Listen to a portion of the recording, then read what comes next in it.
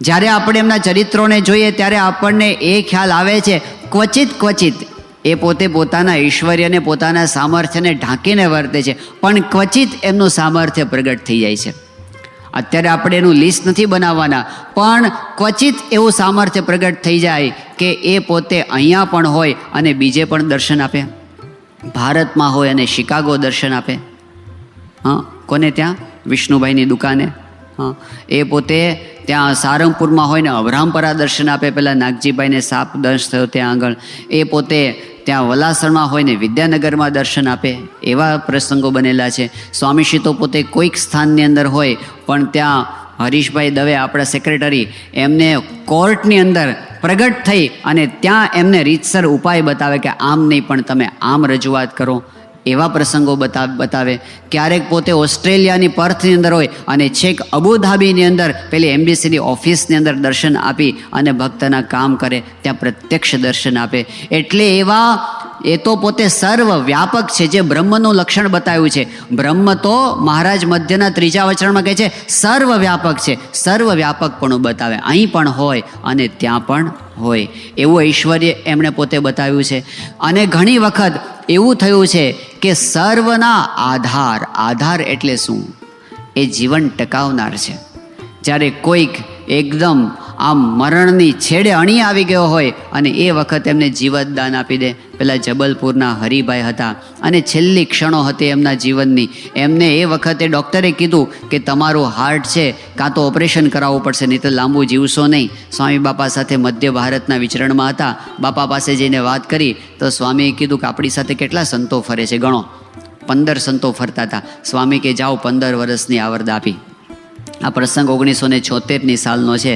અને 15 વર્ષ પછી 1991ની સાલમાં એમણે પોતાની ડાયરીમાં લખ્યું કે આજે બાપાએ આપેલી 15 વર્ષની આવરદા પૂરી થઈ અને એ ધામમાં ગયા. તો એવી રીતે ક્યારેક પોતે આધાર બને, જ્યારે આમ જીવનનો આધાર એને ટકાવી રાખે એવું આપણને દેખાય છે. ક્યારેક કોકના અસાધ્ય રોગ હોય અને સ્વામીશ્રી એને મટાવી દે, આશીર્વાદથી મટાડે, દ્રષ્ટિથી મટાડે, પ્રાર્થનાથી મટાડે, નજીક આવ્યા હોય સ્પર્શથી મટાડે. અને હવે ટેકનોલોજી બદલાણી છે. આમ આટલું સારંગપુરમાં 2000 માણસો બેઠા હોય, 5000 માણસો બેઠા હોય. મુલાકાત એટલે શું? મુલાકાતે એકાદ 10-10 જણા ઊભા થાય, બરાબર ને? મુલાકાતો જોઈ છે ને બધી, પણ ટેકનોલોજી જબરી છે. હમણાં હું તમને અઠવાડિયા પહેલાંની વાત કરું છું. એક યુવક છે અમારે ત્યાં ભાવનગર છાત્રાલયમાં ભણેલો, રવિ એનું નામ છે. ભણવામાં હોશિયાર છે, પણ હવે એને છે ને એવું થયું કે 2-2.5 વર્ષથી સખત માથાનો દુખાવો ચાલુ થયો છે અને દવાઓમાં એણે કાંઈ બાકી રાખ્યું નથી. એણે પોતે બધા ફિઝિશિયન્સને તો બતાવી દીધું, પણ ન્યુરોસર્જનને પણ, પેલા ન્યુરો ફિઝિશિયનને પણ બતાવ્યું. એની બધી દવાઓ એણે ખૂબ ખાધી, સાયકાઇટ્રિસ્ટને બતાવ્યું, બધાની દવાઓ ખાધી, પણ એ વાંચવા બેસે અને માથું સખત ચડે. એ સારંગપુર આવ્યો હતો આજથી મહિના પહેલાં, અને એને ત્યાં બધા બાપા પાસે બધાને ઊભા કરતા હતા.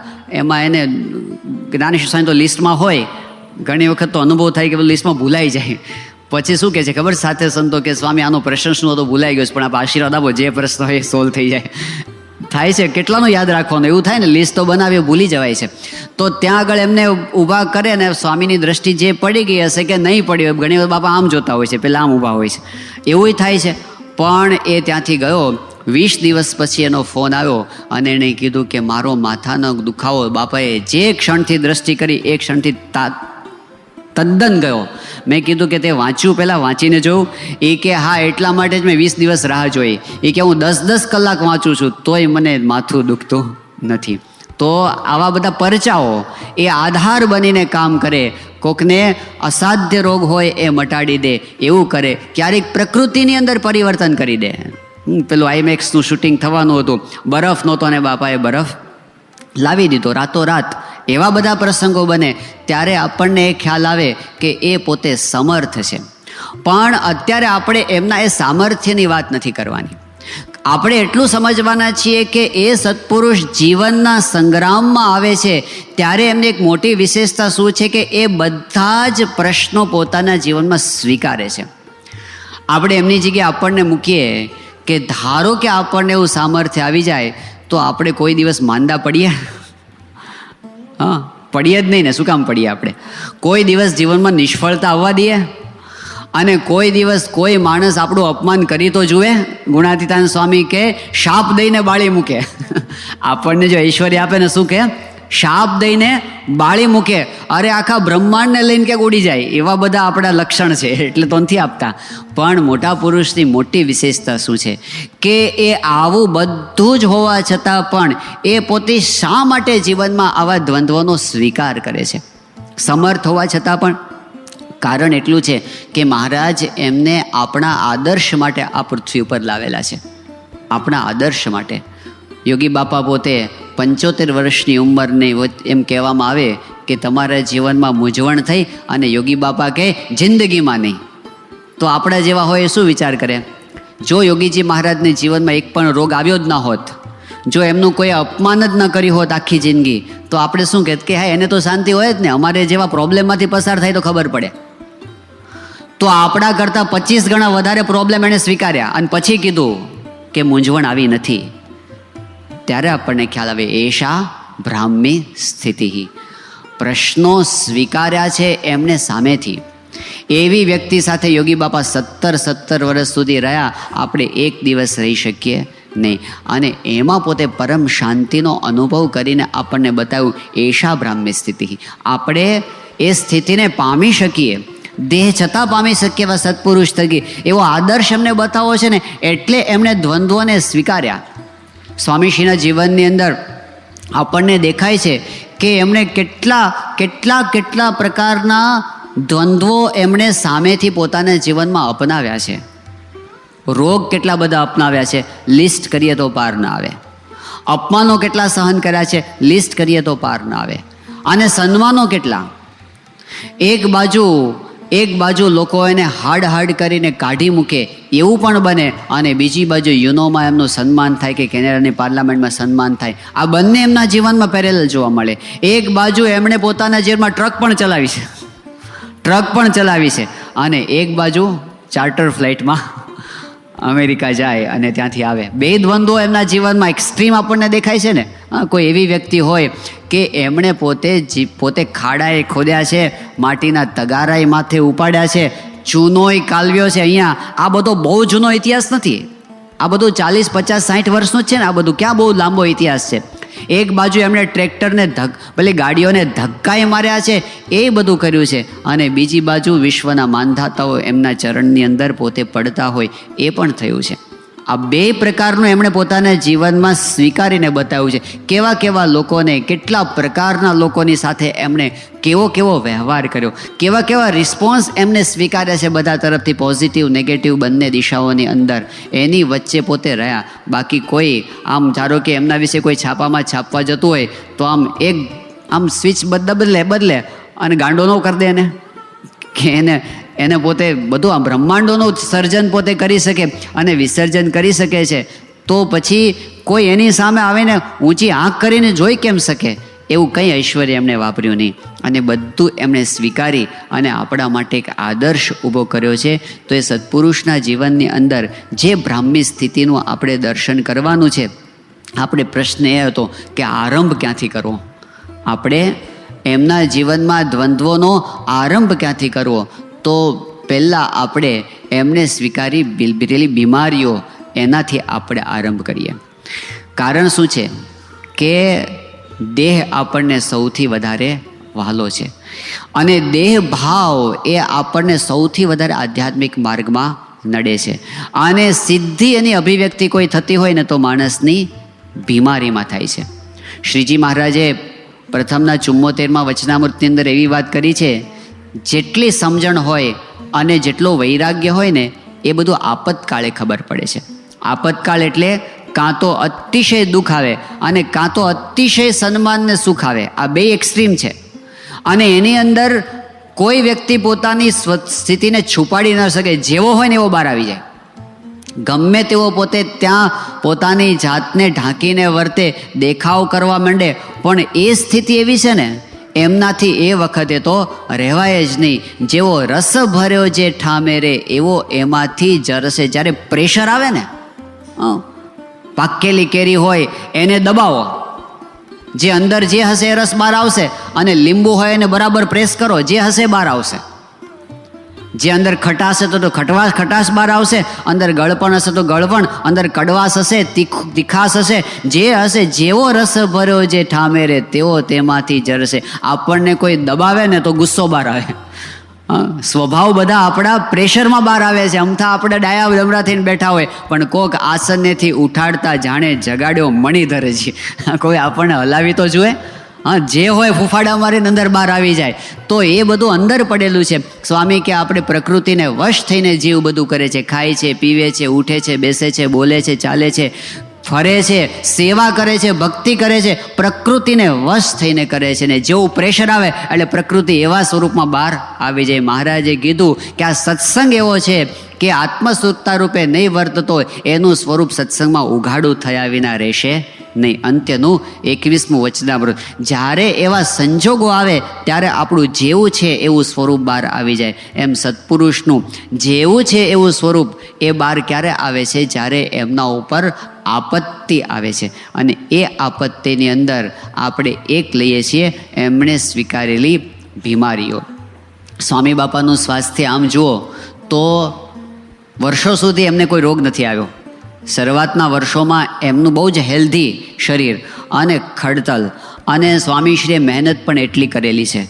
તો 1977ની સાલ સુધી તો બધા સંતોય કહે છે, બાપાએ કહેતા કે એમ કે માથું દુખે એટલે શું એ મને ખબર નહોતી, એવું સ્વામી ઘણી વખત કહે છે. પણ 77ની સાલમાં પરદેશ યાત્રાએથી સ્વામી આવ્યા અને સ્વામી પહેલી વહેલી બીમારી એ વખતે સ્વીકારી. મુંબઈની અંદર સ્વામી પહેલી વખત બીમાર પડ્યા, પણ એટલો બધો તાવ, એ 1.5-2 મહિના સુધી સ્વામીને એ તાવ રહ્યો હતો. અને આખી 77ની યાત્રાનો થાક જાણે સ્વામી એક સાથે કાઢ્યો હોય ને એવી રીતે ધ્રુજે આખું શરીર. અને ધ્રુજે તો કેટલું, સ્વામી ખાટલા પર પલંગ પર સૂતા હોય તો ઉપરથી હેઠે પડે, એટલું બધું. એટલે આમ અસહ્ય કહેવાય. એક પ્રકારની સ્વામીશ્રી એ વખતે બીમારી ગ્રહણ કરેલી 78ની સાલમાં. પછી સ્વામીએ બીજી બીમારી ગ્રહણ કરી કોઈ મોટી, તો 80ની સાલમાં મોતિયો સ્વામીને આવ્યો. એ આપણે જાણીએ છીએ કે સ્વામી છેક સુધી જણાવ્યું નહીં. એમણે પોતે હરિભક્તોનું બધી અનુકૂળતા સચવાય, એમણે જે રજાઓ લીધી હોય કેન્સલ ન કરવી પડે એટલા માટે સ્વામી બોલે જ નહીં, ચલાવે ત્યાં સુધી ચાલે જ રાખ્યું. પણ છેલ્લે ત્યાં સુધી આવીને ઊભું રહ્યું, પગની મોચડી પણ ન દેખાય. અને સ્વામી પોતે કોઈક વાત કરતા હોય, આમ સંતો 5 હાથ દૂર, તો સ્વામી એને અવાજથી ઓળખે, ફેસથી ન ઓળખાય. એટલું બધું જ્યારે આંખે આમ થઈ ગયું ત્યાં સુધી ન બતાવ્યો. અને ડૉક્ટરે કીધું કે જો તમે થોડું મોડું કર્યું હોત તો જામર થઈ જવાનું, અઠવાડિયું પણ જો મોડું થાય તો હવે ચાલે એમ નથી.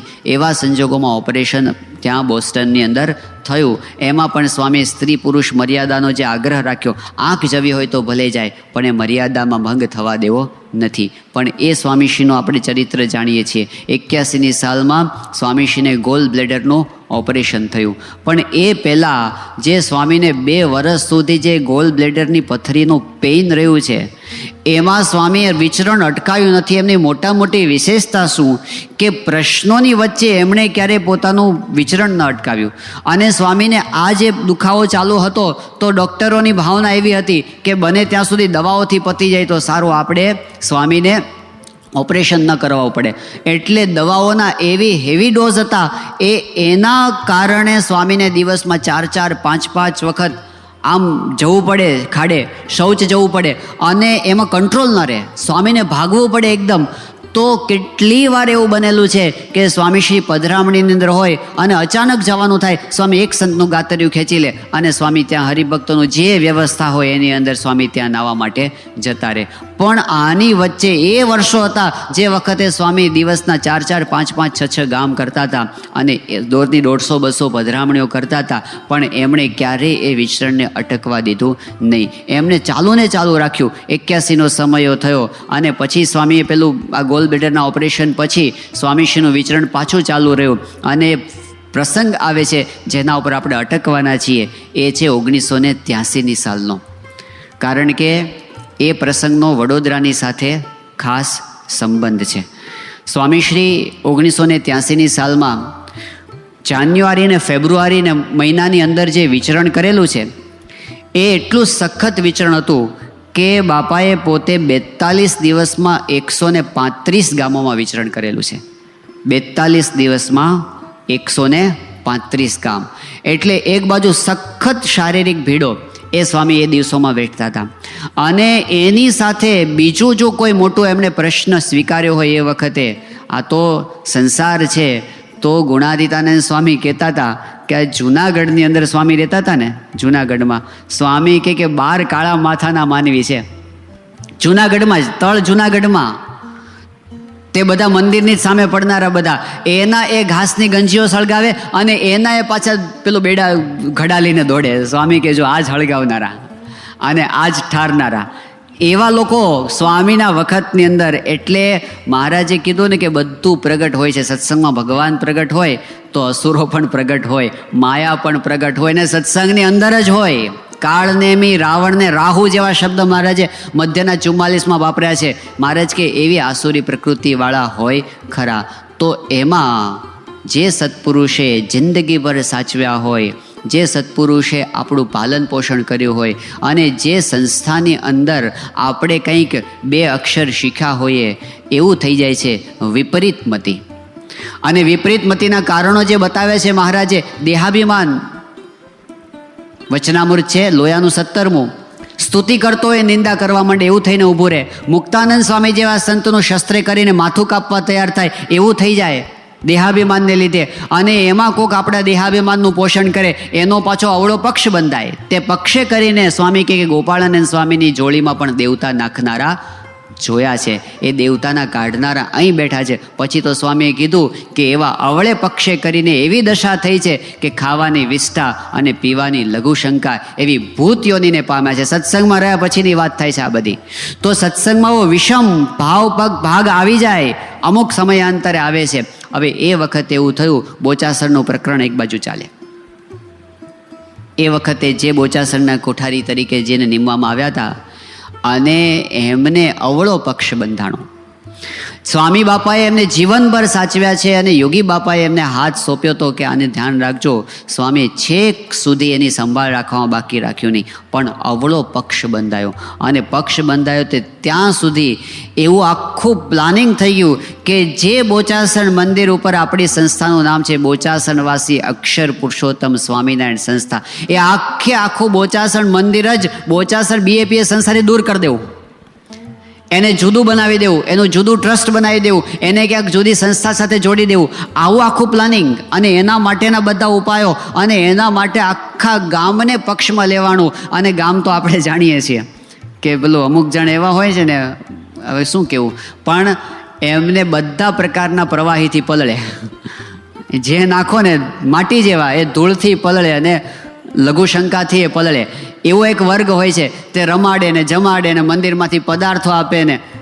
એક વખત એવો હતો, આખું ગામ એમને કાઢવા માટે તૈયાર થયું હતું. સ્વામી બાપાએ એમને સાચવ્યા હતા. હવે આખું ગામ ભેગું થઈ અને એના પક્ષમાં એવી રીતે ભળ્યું કે હવે એને અહીં જ રાખો ને આ મંદિર છે એને જુદું પાડ દો સંસ્થાથી. આવી પરિસ્થિતિ આવીને ઊભી રહી. એ વખતે ખરેખર આમ જે સંસ્થાની અંદર જે હરિભક્તો, જે સંતો જવાબદારી સંભાળતા હતા, ટેન્શન હતું, દોડાદોડી હતી. અને આમ અણી પર આવીને ઊભો રહી ગયો, ખરેખર આવું જ થઈ જશે. અને આ બોચાસણ મંદિર જાય તો નાક કપાય ને. શાસ્ત્રીજી મહારાજની સંસ્થા અને એમાં બોચાસણનું મંદિર જ આપણા હાથમાં ના હોય, એ તો કોઈક બીજા હોય કોઈની પાસે. એવી આખી પરિસ્થિતિ થઈને ઊભી રહી.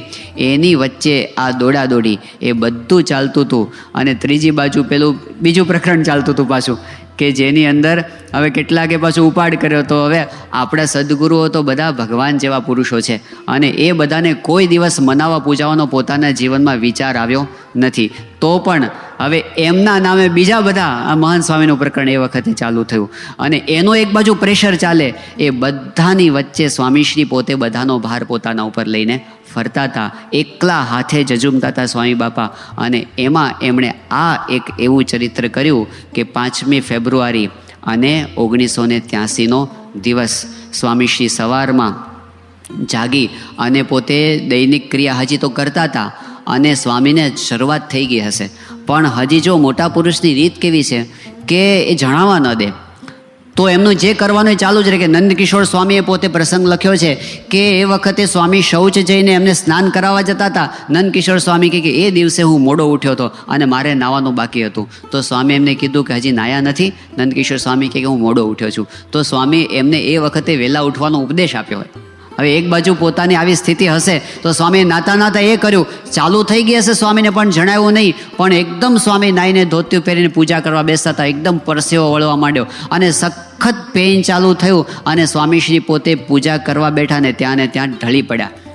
પછી બધી તપાસ ચાલુ થઈ અને આગળની આપણે જે એમની પરિસ્થિતિની અંદર એમની જે પળે પળે બ્રાહ્મી સ્થિતિ કઈ રીતે પ્રગટ થઈ એની વાતો છે, આપણે ક્રમશઃ આવતીકાલે જોઈશું. શ્રી સ્વામિનારાયણ ભગવાનની જય. ગુણાતીતમ સ્વામિનારાયણ નારાયણ નારાયણ.